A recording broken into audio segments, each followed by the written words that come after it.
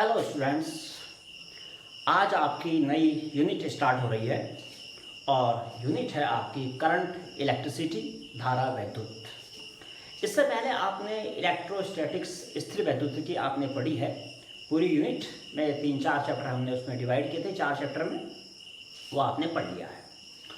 अब आपके मन में सबसे पहले तो क्वेश्चन ये उत्पन्न होगा कि भाई स्थिर वैद्युतिकी और धारा वैद्युत अर्थात करंट इलेक्ट्रिसिटी और इलेक्ट्रोस्टैटिक्स जो आप पहले पढ़ चुके हैं उनमें अंतर क्या है। तो सबसे पहले तो आप अंतर समझ लीजिए।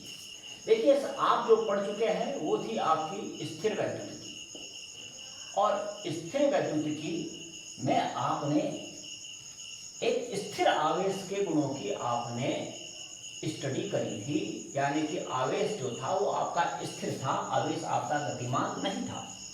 जैसे कि मान लिया ये एक स्फीयर है, हमने समझाया था कि भाई अगर आप इस स्फीयर को आवेश देंगे तो आवेश इसकी बाहरी सतह पर जमा होता चला जाएगा, संचित होता चला जाएगा, और आवेश देंगे और जमा हो जाएगा, इसका पृष्ठ आवेश घनत्व बढ़ता चला जाएगा। लेकिन वो आवेश उसके बाद जाएगा कहाँ? आपको मालूम है कि वो आवेश उसके बाद कहीं नहीं जाएगा, उसकी सतह पर ही स्थिर रहेगा। तो यानी कि आपने स्थिर वैद्युतिकी में ऐसे आवेश के बारे में पढ़ा है जो गति नहीं करता है। थोड़ी बहुत गति होती है स्टार्टिंग में, कि जब आप आवेश दे रहे हैं तो आवेश एक दूसरे को प्रतिकर्षित करता है और प्रतिकर्षित कर करके इसकी सतह पर अपनी जगह ढूंढता है, वहाँ तक तो ठीक है। लेकिन उसके बाद आवेश का कहीं आना जाना नहीं है, तो वो था आपका स्थिर वैद्युतिकी अर्थात इलेक्ट्रोस्टैटिक्स। अब अगर यही आवेश को हम क्या करें, इसमें हमने आवेश दे दिया और ये आवेश देने से ही आ गया आपका अधिक विभव में, इसमें विभव आ गया। अगर आप अब इस आवेश को एक तार के द्वारा किसी कम विभव की चीज से जोड़ दें, आई बात समझ में, तो जो ये आवेश है वो अधिक विभव से कम की ओर बहना शुरू हो जाएगा और वहीं से फिजिक्स की ये वाली यूनिट स्टार्ट हो जाएगी, जिसका नाम है धारा वैद्युत। आवेश का बहना, आवेश बहना स्टार्ट हो चुका है। तो क्लियर हो गया आपके कि स्थिर वैद्युतिकी में तो आप स्थिर आवेश के बारे में पढ़ेंगे, और जो धारा वैद्युत है, धारा वैद्युत में आप आवेश की गति के बारे में पढ़ेंगे, गतिमान आवेश के बारे में आप पढ़ेंगे। इसमें आपको मैं एक चीज और समझाता हूं। देखिए, आप ये पढ़ चुके हैं कि भाई अगर हम किसी आवेश को किसी वैद्युत क्षेत्र में रखते हैं तो वैद्युत क्षेत्र में आवेश को रखने पर आवेश पर एक बल लगता है। धनावेश पर बल यानी कि पॉजिटिव चार्ज पर बल वैद्युत क्षेत्र की दिशा में लगता है, और ऋणावेश पर बल वैद्युत क्षेत्र की दिशा के विपरीत दिशा में लगता है। ये आपको अच्छी तरीके से मालूम है, समझते हैं। जैसे माना ये आपका धन आवेश का एक ऐसी जगह है जहाँ बहुत सारा धन आवेश है, और ये भाई बहुत सारा ऋण आवेश है। ओके, तो आपको मालूम है कि एक वैद्युत क्षेत्र उत्पन्न हो जाएगा जिसकी दिशा धन से ऋण की ओर होगी। अब वैद्युत क्षेत्र उत्पन्न हो गया। अब हम अगर इसी में यहां इसके बीच में एक चालक रखते हैं, तो उस चालक में जो इलेक्ट्रॉन होंगे अर्थात जो ऋणावेश होगा, उस पर जो बल लगेगा वो किस दिशा में लगेगा। उससे पहले आप ये देखिए भाई वैद्युत क्षेत्र की दिशा क्या होगी। अभी मैंने बताया ना आपको कि वैद्युत क्षेत्र उत्पन्न होगा, उसकी दिशा होगी धन से ऋण की ओर। तो अगर इसमें अगर वही मुक्त इलेक्ट्रॉन है, किसमें, जो चालक है, जो कंडक्टर है, भाई कंडक्टर में अगर मान लिया मुक्त इलेक्ट्रॉन है, इलेक्ट्रॉन मतलब ऋण आवेश, तो इस ऋण आवेश पर जो बल की दिशा होगी वो वैद्युत क्षेत्र की विपरीत दिशा में अर्थात इस तरफ होगी। और माना अगर यहीं पर कोई भाई धनावेश हो जाए, चलिए मान लिया कोई धनावेश हो गए, तो धनावेशों पर जो बल की दिशा होगी वो वैद्युत क्षेत्र की दिशा में इस तरफ होगी। ओके, तो आप यहाँ से समझे कि अगर इलेक्ट्रॉनों पर एक बल लग रहा है तो बल की वजह से वो इलेक्ट्रॉन गति करना प्रारंभ कर देंगे। खैर, ये तो एक समझाने के लिए मैंने फिगर बनाया था, इसको मैं आपको जरा थोड़ा अच्छी तरीके से समझाता हूँ। देखिए, जैसे माना एक चालक है, ओके, ये एक चालक है, और इस चालक को आपने जोड़ दिया भाई एक बैटरी से, धन और ये ऋण। तो धन से जोड़ने की वजह के कारण इसका जो ये x क्षेत्र है और ये y क्षेत्र है, जो ये x इसका पार्ट है चालक का, ये आपका अधिक विभव पर आ जाएगा और ऋण से जोड़ने की वजह से ये आपका हो जाएगा कम विभव पर। अब क्या होगा, ये चालक है, चालक में तो भाई मुक्त इलेक्ट्रॉन होते ही हैं, यहाँ भाई ये बहुत सारे मुक्त इलेक्ट्रॉन हैं। मुक्त इलेक्ट्रॉनों को, फ्री इलेक्ट्रॉन्स के बारे में आप जानते हैं कि ये वो इलेक्ट्रॉन होते हैं जो कि किसी परमाणु के चारों ओर परमाणु के बाहर जो कक्षाएं होती हैं उन कक्षाओं में नहीं घूमते, ये उसके नाभिक में जो प्रोटॉन हैं उनके आकर्षण से मुक्त होकर के ये परमाणुओं के बीच में खाली स्थान पर, रिक्त स्थान पर घूमना शुरू कर देते हैं, वो ये मुक्त इलेक्ट्रॉन है। तो अब ये अधिक विभव है, ये कम विभव है, तो आप ये समझ गए कि भाई यहाँ पर अपने आप ही एक विद्युत क्षेत्र उत्पन्न हो गया और विद्युत क्षेत्र की जो दिशा होगी वो अधिक से कम की ओर, अर्थात ये होगी। क्लियर है? अब हमें बहुत अच्छी तरीके से मालूम है कि जो ऋण आवेश होता है उस पर जो बल कार्य करता है वो वैद्युत क्षेत्र के विपरीत दिशा में करता है, अर्थात इस पर बल वैद्युत क्षेत्र की विपरीत दिशा में कार्य करना शुरू कर गया और ये इलेक्ट्रॉनों ने इस तरफ बहना शुरू कर दिया, यानी कि y से x की ओर बहना शुरू कर दिया, अर्थात इलेक्ट्रॉनों का बहना स्टार्ट हो गया। ये आपकी समझ में आ चुका होगा। तो अब एक बात और करते हैं, इसी को जरा दूसरे तरीके से समझने की कोशिश करते हैं कि भाई आपने ये बैटरी जोड़ी है, ये बैटरी का पॉजिटिव टर्मिनल है, ये बैटरी का नेगेटिव टर्मिनल है। तो यहाँ जो मुक्त इलेक्ट्रॉन होंगे वो मतलब इस तरीके से कि आप समझ सकते हैं, इसको समझाने के तरीके हैं कि इसमें भाई मुक्त इलेक्ट्रॉन होंगे, वो मुक्त इलेक्ट्रॉन इसके पॉजिटिव जो टर्मिनल है इसकी ओर आकर्षित होंगे, ऐसे गति शुरू कर देंगे करना। धन से बैटरी के अंदर प्रवेश करेंगे, उतने ही इलेक्ट्रॉन उस समय में ऋण से बाहर निकलेंगे और ये इलेक्ट्रॉन आपके वाई सिरे से अंदर जाएंगे। प्रतिकर्षण के कारण ये इलेक्ट्रॉन पुनः आगे की तरफ भागेंगे और गति करते करते पुनः ये प्रक्रिया चलती रहेगी, अर्थात इलेक्ट्रॉन बहते रहेंगे। इलेक्ट्रॉन बह रहे हैं, आवेश बह रहा है, इसका मतलब आवेश को आपने बहा दिया। अब यहीं से एक नए शब्द की शुरुआत होती है जिसका नाम है धारा, अर्थात विद्युत धारा। धारा तो पानी की भी धारा होती है, स्ट्रिंग। तो चलिए खैर ये आपके बात समझ में आई, लेकिन इससे एक क्वेश्चन पैदा होता है। वो क्वेश्चन यह पैदा होता है कि क्या अगर हमने कहा कि भाई ये आवेश बह रहा है तो आवेश के बहने से धारा उत्पन्न हो रही है, आवेश के बहने से धारा उत्पन्न हो रही है, हमने आपको ये कह दिया। इसको मैं कह सकता हूँ, लिख सकता हूँ कि चलो मैं लिख देता हूँ कि चालक में आवेश का बहना ही विद्युत धारा है। चलिए मैंने ये लिख दिया, चालक में आवेश का बहना ही विद्युत धारा है या विद्युत धारा कहलाती है, मैंने लिख दिया। हाँ, इसकी एक परिभाषा और है, मैं अभी आपको बताऊंगा।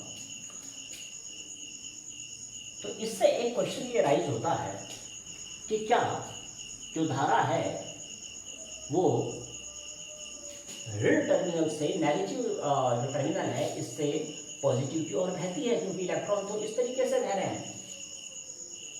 जबकि आपने पढ़ा है परंपरा के रूप में कि धारा हमेशा पॉजिटिव से नेगेटिव की ओर बहती है, अर्थात परंपरा में हम धन आवेशों के प्रवाह को विद्युत धारा का बहना कहते हैं, और यहाँ तो हम ऋण आवेशों का प्रवाह देख रहे हैं और हम कह रहे हैं कि ऋण आवेशों का प्रवाह विद्युत धारा है। इसको एक और उदाहरण से समझते हैं। जैसे कि ये A और ये B, ये दो पॉइंट हैं, ठीक है, दो आपने क्या किया, इस पर ये आपका फिलहाल इस पर कोई आवेश नहीं है और इस पर भी फिलहाल कोई आवेश नहीं है। धातु नहीं, दोनों धातु के छोटे छोटे टुकड़े मान लो। उदासीन है फिलहाल ये। आपने इससे क्या किया, एक ऋण आवेश, सॉरी धन आवेश आपने, नहीं चलो ऋण आवेश मान लेते हैं, ऋण आवेश आपने इससे दिया। पहले ये उदासीन था, आपने जब इससे ऋण आवेश दिया अर्थात इससे कुछ इलेक्ट्रॉन निकल गए, तो भाई इसमें कैसा आवेश आ गया, इसमें आवेश आ गया +Q। समझे? अरे भाई जितना आपको मालूम है ना कि इलेक्ट्रॉनों का देना, जो आपको मालूम है कि भाई अगर इलेक्ट्रॉन दिए जाते हैं तो धनावेश आता है और अगर इलेक्ट्रॉन ग्रहण किया जाता है तो फिर क्या आता है, ऋणावेश आता है। इसमें तो कोई शक नहीं है, ये तो आपको मालूम है। इसने इलेक्ट्रॉन दिए, उस इलेक्ट्रॉन के आवेश को हम -Q मान सकते हैं, तो इस पर उतना ही क्या आ जाएगा, धनावेश आ जाएगा। भाई अगर इसने 2 इलेक्ट्रॉन दिए तो 2 इलेक्ट्रॉनों के बराबर ही तो धनावेश आता है, ये तो आपको मालूम है पहले से। ओके, इस पर आ गया धनावेश। ये इलेक्ट्रॉन जब यहाँ से चले और जा करके भाई ये पहुंच गए यहाँ, ये भी पहले उदासीन था, अब इस पर -Q का क्या आ गया, ऋणावेश आ गया, क्योंकि ये इलेक्ट्रॉन यहाँ से चलते चलते यहाँ पहुंच गए। तो इतनी बार आपकी समझ में आई, यहाँ पर इलेक्ट्रॉनों का स्थानांतरण हुआ है। अगर हम इसको ऐसा ना माने और हम इसको इस तरीके से माने कि हमने यहाँ पर धन आवेश दिया, जो आपका ये धातु A है, मान लिया इसने धन आवेश दे दिया, माना इसने धन आवेश दे दिया। अब धातु भी कहना ठीक नहीं है, धातु कहाँ से धन आवेश देगा, ठीक है। ये चार्ज है, ये एक सोर्स है आवेश का और ये दोनों सोर्स थे। इसने धनावेश दिया, तो जब इसने धनावेश दिया तो अब इस पर कैसा आवेश आ जाएगा, -Q। ओके, अब अगर मान लिया ये आवेश, धन आवेश यहां से जाता है इधर, और जब धन आवेश यहाँ इधर जाता है तो इसके पास अब धन आवेश आ जाता है। आई बात समझे? क्योंकि पहले उदासीन था ना, अभी जो ये धन आवेश है ये यहाँ चला गया तो इस पर क्या आ गया, भाई धनावेश आ गया और इस पर धनावेश की मात्रा हो गई +Q। तो आपने क्या देखा, आपने ये देखा कि चाहे B ऋणावेश दे दे, अर्थात इस तरफ से चाहे इलेक्ट्रॉनों का स्थानांतरण हो और चाहे इधर से धन आवेशों का स्थानांतरण हो, एट लास्ट जो रिजल्ट आता है वो सेम आता है, -Q और +Q भी बचता है, -Q और +Q भी यहाँ पर बचता है। तो ये आपके ये तथ्य आपकी समझ में आ चुका है। तो इसी तरीके से हम यहाँ भी मान सकते हैं, हम यहाँ आप क्या मानेंगे कि भाई चाहे यहाँ से आपके इलेक्ट्रॉन इधर आए, अगर इलेक्ट्रॉन इधर आए तो आप इसी को यह मान सकते हैं कि भाई इधर से धनावेश y की तरफ गया है, अर्थात y से ऋण आवेश का x की तरफ आना और x से धन आवेश का y की तरफ जाना, दोनों एक साथ चलने वाली क्रियाएं मान सकते हैं।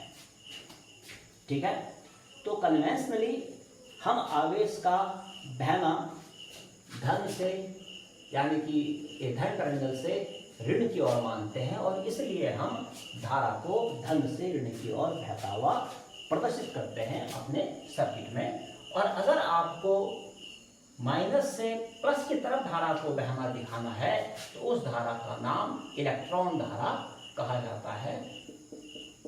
और ये जो दूसरी धारा है जो धन से ऋण की ओर बह रही है, इसको हम सिंपल धारा अर्थात करंट इसको प्रदर्शित करते हैं, इसे केवल धारा ही हम कहते हैं। चलिए, ये तो एक समझने वाली बात थी। अब हम वैद्युत धारा की परिभाषा पर पहुंचते जा रहे हैं। अब भाई हमें पता चल गया कि चालक में आवेश का बहना वैद्युत धारा, लेकिन क्या इससे हम वैद्युत धारा का एक मैग्नीट्यूड, वैद्युत धारा की एक माप बता सकते हैं? नहीं। अब आपको वैद्युत धारा की माप निकालना सिखाते हैं। देखिए, जिस तरीके से मान लिया एक नदी बह रही है, तो नदी के बहने में, चलो मान लिया ये एक भाई नहर है, नहर बह रही है, तो नहर में तो बहुत सारा पानी जा रहा होगा। क्या सारे पानी के बहने को हम धारा का बहना कह सकते हैं कि भाई कितनी धारा इसकी बह रही है, उसका मान कितना है? तो पूरे नदी का पानी निकालना पड़ेगा, बड़ा टफ हो जाएगा। तो उसके लिए ये तरीका होता है कि यहाँ एक क्रॉस सेक्शन माना जाता है, एक अनुप्रस्थ काट का क्षेत्रफल लिया जाता है और ये देखा जाता है कि उस क्षेत्रफल से कितना पानी 1 सेकंड में या 1 मिनट में या 1 घंटे में बहता है, उसको हम उसकी धारा की माप कह सकते हैं। बिल्कुल यही फंडा यहाँ दिया जाता है विद्युत धारा की माप करने के लिए। इसको कैसे लेते हैं? जैसे माना ये आपका एक चालक है, चालक में हम एक क्रॉस सेक्शन लेते हैं, अनुप्रस्थ काट का क्षेत्रफल, और बाकी पूरा सर्किट बना हुआ ही रहेगा, प्लस माइनस सब कुछ रहेगा ही। ओके, तो ये देखा जाएगा कि भाई 1 सेकंड में इसके इस क्रॉस सेक्शन से कितना इलेक्ट्रॉन जब जाएगा तो क्या जाएगा? आवेश। कितना आवेश इसके पार जाता है, और 1 सेकंड में इस क्रॉस सेक्शन से जितना आवेश बहता है उस आवेश को हम धारा की माप मानते हैं, अन्यथा धारा निकालना मुश्किल हो जाएगा। तो धारा की माप इस तरह से ली जाती है। तो धारा की माप की एक परिभाषा लिख लेते हैं कि चालक था, किसी चालक के अनुप्रस्थ परिच्छेद के क्षेत्रफल से 1 सेकंड में प्रवाहित होने वाला आवेश ही उस चालक में धारा की माप होती है। ओके, समझा? किसी चालक के अनुप्रस्थ परिच्छेद के क्षेत्रफल से 1 सेकंड में प्रवाहित होने वाले आवेश की मात्रा को उस चालक में धारा की माप कहते हैं, या आवेश की मात्रा को ही विद्युत धारा कहते हैं। डायरेक्टली आप इसे लिख सकते हैं कि आवेश की मात्रा को ही विद्युत धारा कहते हैं, वो भी चल जाएगा। ठीक है, विद्युत धारा की परिभाषा आप समझ गए। अब इससे सूत्र कैसे निकलेगा, अब आपका सूत्र समझ लीजिए भाई, आप ध्यान से देखिए।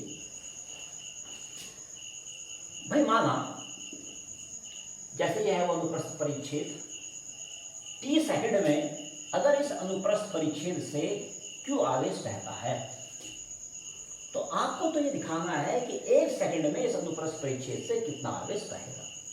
तो 1 सेकंड में अनुप्रस्थ परिच्छेद से Q/T आवेश बहेगा, और इसी को 1 सेकंड में बहने वाले आवेश को ही विद्युत धारा कहते हैं।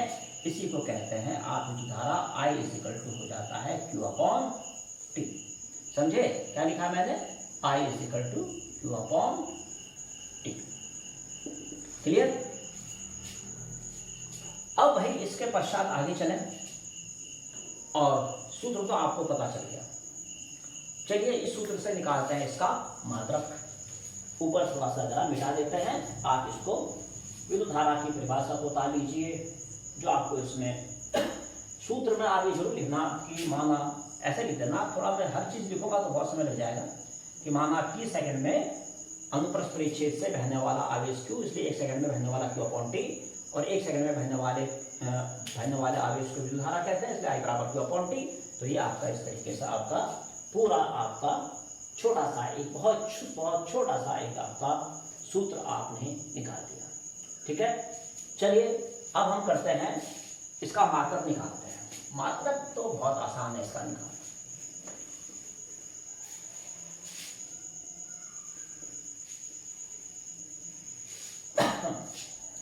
अब अगर भाई बात करें इसके मात्रक की, तो चूंकि I is equal to Q upon T है, ठीक है।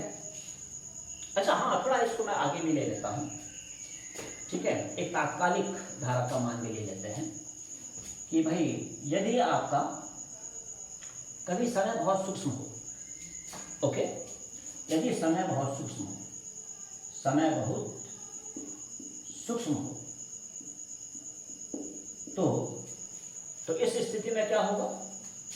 इस स्थिति में I इज इक्वल टू होता है limit delta T tends to 0, delta Q upon delta T मानते हैं, और फिर I इज इक्वल टू कर देते हैं D Q upon D T, और ये आपका तात्कालिक धारा के लिए सूत्र बन जाता है। क्लियर? इतनी बात समझ में आई? भाई अगर समय बहुत सूक्ष्म होगा तो फिर आवेश भी बहुत सूक्ष्म होगा, और इनको आप फिर इस तरीके से प्रदर्शित करते हैं। ऐसा आपने और जगह भी कर रखा है, इसमें भी कोई प्रॉब्लम नहीं है। तो ये भी आप बता लीजिए।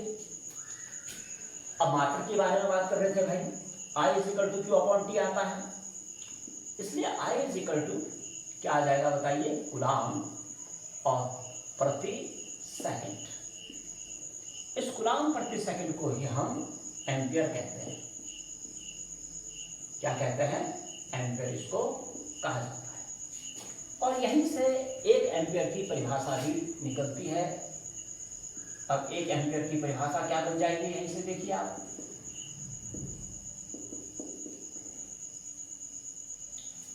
भाई यदि t बराबर हो जाए 1 सेकंड, ओके, और q बराबर हो जाए आपका 1 कूलाम, तो भाई 1/1 यानी कि 1, तो I इज इक्वल टू हो जाता है 1 एम्पियर। यहां से इसकी परिभाषा हम लिख सकते हैं। अतः चलो मैं जरा इसको मिटा देता हूं। अच्छा, तो क्या लिखें इसके? अतः किसी चालक के अनुप्रस्थ परिच्छेद से यदि 1 सेकंड में 1 कूलाम आवेश प्रवाहित होता है, तो चालक में प्रवाहित धारा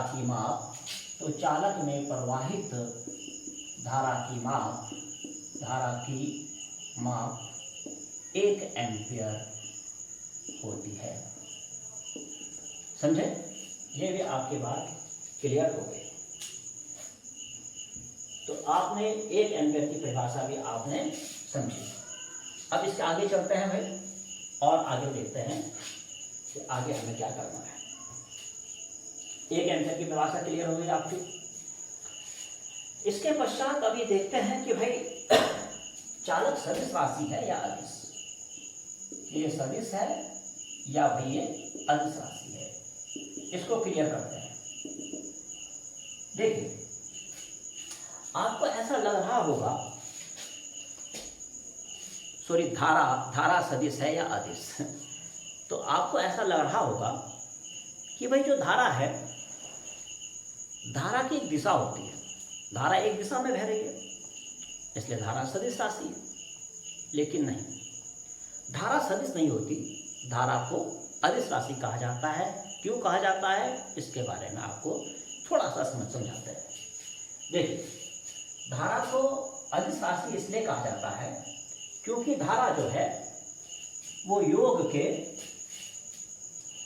सदिशों के योग के नियम का पालन नहीं करती है, अर्थात वेक्टर एडिशन लॉ का पालन नहीं करती है। समझे? ये अदिशों के जितने भी नियम हैं उनका पालन करती है, लेकिन सदिश अर्थात जो वेक्टर क्वांटिटीज़ हैं उनके एडिशन नियम का, उनके योग के नियम का पालन नहीं करती है। कैसे? इसको आप इजीली आप इसको समझ सकते हैं। कैसे समझेंगे आप इसको? जैसे भाई एक तार ये ले लेते हैं, एक तार ये ले लेते हैं, यहाँ से 4 एम्पियर की धारा बह रही है और यहाँ से 5 एम्पियर की धारा मान लिया बह रही है, 2 एम्पियर की धारा बह रही है। चलिए ओके। तो भाई अगर धारा सदिशों के नियम का पालन करती तो फिर यहाँ परिणामी धारा क्या होती? तब ये दोनों सदिश राशियां बन जानी चाहिए थी, एक ये और एक ये। भाई देखो यहाँ पे धारा को हम एक तीर के द्वारा प्रदर्शित कर रहे हैं, तो उससे आपको लग रहा होगा कि ये सदिश है। सदिश है तब भाई इसको सदिशों के योग के नियम का पालन करना चाहिए, अर्थात जैसे सदिशों का समांतर चतुर्भुज का नियम है उसका पालन करना चाहिए, और तब इनका जो परिणामी है वो आप समांतर चतुर्भुज के नियम से निकालेंगे। लेकिन जब उस नियम से निकाला जाता है तो यहाँ से बहने वाली किसी और तार में धारा का मान सही नहीं निकलता है। ये तो बिल्कुल सिंपल तरीके से निकलता है कि भाई 4 एम्पियर इधर गई, 2 एम्पियर इधर गई, तो यहाँ हो गई आपकी 6 एम्पियर। प्रैक्टिकल से ऐसा देखा गया कि भाई अगर 4 एम्पियर की धारा इस तरफ आ रही है, 2 एम्पियर की धारा इधर आ रही है, तो संधि से 31वें तार से डायरेक्ट 6 एम्पियर की धारा जाती है। तो स्पष्ट हो गया उससे कि भाई ये सदिशों के योग का नियम का पालन नहीं कर रही है, इसलिए ये धारा कैसी है? अदिश राशि है। तो ये आपका बिल्कुल क्लियर कि धारा आपकी कैसी है? अदिश राशि है। एक इसमें और एक छोटा पॉइंट लेते हैं। छोटी छोटी बातें हैं, आज ज़्यादा हार्ड टॉपिक नहीं है ये। 10th क्लास में भी आपने इसके बारे में काफ़ी कुछ पढ़ा है, इसलिए कोई खास प्रॉब्लम हमें नहीं आ रही है समझाने में। एक ये पढ़ना है आज की भाई 1 एम्पियर धारा कितने इलेक्ट्रॉन के बराबर होती है। मतलब कितने इलेक्ट्रॉन जब किसी अनुप्रस्थ परिच्छेद से बहेंगे तो हम कहेंगे कि भाई 1 एम्पियर धारा बह रही है। मैं इसको शॉर्ट में लिख रहा हूँ, कितने इलेक्ट्रॉनों के आवेश के बराबर होती है, कितने इलेक्ट्रॉनों के आवेश के बराबर होती है। ठीक है, ये अगर आपका एक क्वेश्चन बन जाए तो इस क्वेश्चन को हम कैसे निकालें कि 1 एम्पियर धारा कितने इलेक्ट्रॉनों के आवेश के बराबर होती है। ये आपका एक क्वेश्चन बन गया। चलो इसे थोड़ा सजा लेता हूँ, आपके समझ में आ जाएगा। प्लीज देखिए भाई, बिल्कुल इजी। यहाँ जो आपका 1 एम्पियर है ये आपका 1 कूलम्ब पर सेकंड होता है। ये आपको बहुत बढ़िया तरीके से मालूम है। इसका मतलब सीधा साधा ये हुआ कि t बराबर है भैया 1 सेकंड, और भाई आपका जो q है ये आपका हो गया 1 कूलम्ब। Okay, clear. और आपको इलेक्ट्रॉन निकालने हैं कि भाई 1 सेकंड में कितने इलेक्ट्रॉन अनुप्रस्थ परिच्छेद से बहने चाहिए कि उनके द्वारा ले जाया जाने वाला आवेश 1 कूलम्ब हो जाए। ये आपको निकालना है। ओके, क्योंकि 1 एम्पियर को आपने ये पढ़ा था कि 1 एम्पियर होता क्या है? 1 कूलम्ब पर सेकंड। तो आपको फॉर्मूला मालूम है कि Q इज इक्वल टू होता है Ne। तो यहां से N इज इक्वल टू आपका हो जाएगा Q अपॉन E, अर्थात 1 कूलम्ब अपॉन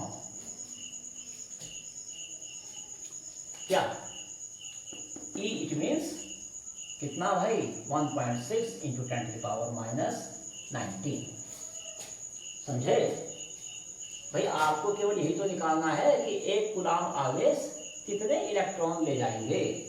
ओके, मान लिया n इलेक्ट्रॉन ले जाएंगे 1 सेकंड में, तो हमको n की वैल्यू निकालनी है। और जब आप 1 को 1.6 इंटू 10⁻⁻19 से आप डिवाइड करेंगे तो आपका आ जाएगा 6.25, यह आ जाएगा 0.625 इंटू 10⁻19, और इसकी वैल्यू आ जाएगी 6.25 और इंटू 10⁻18।